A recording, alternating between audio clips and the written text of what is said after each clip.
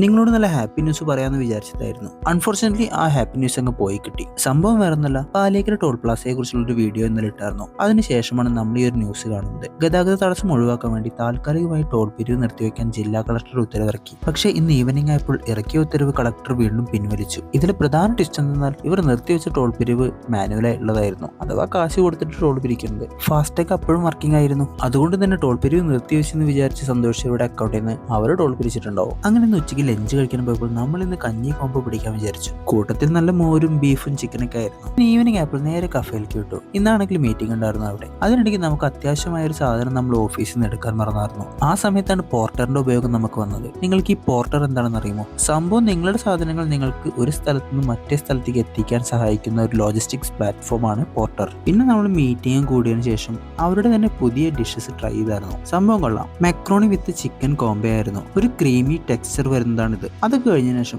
നമ്മൾ നേരെ റൂമിലേക്ക് വരുന്ന വഴിക്കാണ് ദേ ആകാശം നല്ല മഴവില്ലേ. അപ്പോൾ എന്തായാലും ഇനി അടുത്ത സ്റ്റോറിയിൽ കാണാം.